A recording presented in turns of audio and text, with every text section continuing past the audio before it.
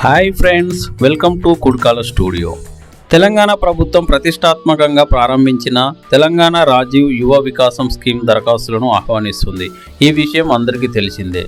ఈ స్కీమ్ ద్వారా 3 లక్షల రూపాయలతో పాటు 60 నుండి 80% వరకు సబ్సిడీ కూడా అందిస్తున్నారు. ఈ స్కీమ్కు అప్లై చేసుకోవడానికి అర్హత, చివరి తేదీ, దరఖాస్తు విధానం ఏ విధంగా ఉన్నాయో ఇప్పుడు తెలుసుకుందాము.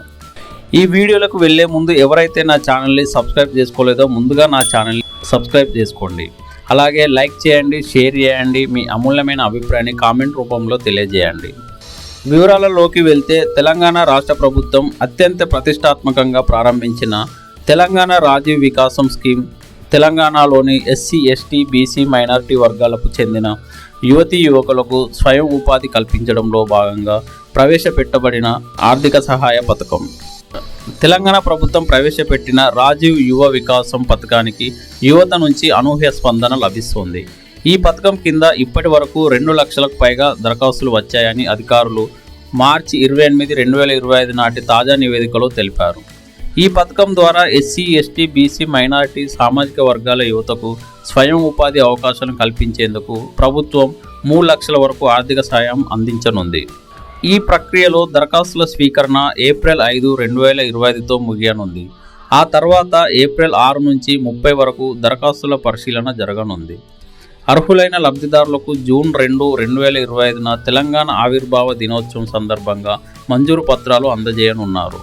ముఖ్యమంత్రి రేవంత్ రెడ్డి, ఉప ముఖ్యమంత్రి మల్లు భట్టి విక్రమార్క ఈ పథకాన్ని మార్చి 17, 2025న అసెంబ్లీ ప్రాంగణంలో ప్రారంభించారు.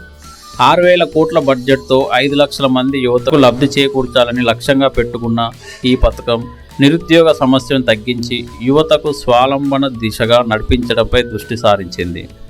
దీని కింద 50,000 వరకు 100% సబ్సిడీ, 1 లక్ష వరకు 90% సబ్సిడీ, 2 లక్షల వరకు 80% సబ్సిడీ, 3 లక్షల వరకు 60% సబ్సిడీ అందిస్తారు. దరఖాస్తు చేసేవారు తెలంగాణలో నివాసం ఉండాలి, నిరుద్యోగులై ఉండాలి, ఎస్సీ, ఎస్టీ, బీసీ లేదా మైనార్టీ సామాజిక వర్గాలకు చెందిన వారే ఉండాలి. ఈ పథకానికి దరఖాస్తుల సంఖ్య రోజురోజుకు పెరుగుతోంది. మార్చి 15 నుంచి ఆన్లైన్ దరఖాస్తు ప్రక్రియ ప్రారంభమైనప్పటి నుంచి tgobmms.cgg.gov.in పోర్టల్ ద్వారా యువత ఉత్సాహంగా దరఖాస్తు చేస్తున్నారు. అధికారులు ఈ సంఖ్య ఏప్రిల్ 5 నాటికి 3 లక్షలకు చేరే అవకాశం ఉందని అంచనాలు వేస్తున్నారు. దరఖాస్తు చేసుకునే విధానం తేలిగ్గా ఉంది. వెబ్సైట్ కూడా చాలా స్పష్టంగా, గందరగోళం లేకుండా ఉంది. అందుకే ఎక్కువ మంది అప్లై చేయగలుగుతున్నారు. ప్రభుత్వం ఈ పథకాన్ని పారదర్శకంగా అమలు చేయడానికి కట్టుబడి ఉందని, దళారీల ప్రమేయం లేకుండా లబ్ధిదారుల ఎంపిక జరుగుతుందని భట్టి విక్రమార్క పేర్కొన్నారు. మహిళలకు 25% రిజర్వేషన్, ఒంటరి మహిళలు, వితంతువులు, తెలంగాణ ఉద్యమంలో పాల్గొన్న వారి కుటుంబాలకు ప్రాధాన్యం కల్పిస్తున్నారు. పరిశీలన ప్రక్రియలో జిల్లా కలెక్టర్లు, ఎస్సీ, ఎస్టీ, బీసీ, మైనార్టీ సంక్షేమ సంస్థలు కీలక పాత్ర పోషిస్తున్నాయి.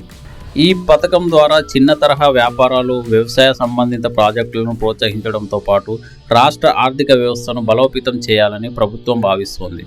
దరఖాస్తు చేసిన వారు తమ స్టేటస్ను పోర్టల్లో చెక్ చేసుకోవచ్చు. ఏవైనా సందేహాలకు హెల్ప్లైన్ నెంబర్ 04023120334 ద్వారా సహాయం పొందవచ్చు.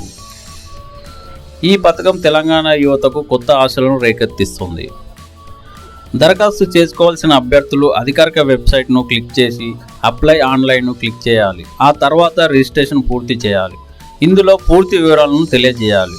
తర్వాత అవసరమైన డాక్యుమెంట్ల విషయానికి వస్తే ఆధార్ కార్డు, కనీసం 5 సంవత్సరాలు school bonafide, educational certificates, address proof, bank account వివరాలు, income certificate, passport size photo upload చేయాల్సి ఉంటుంది.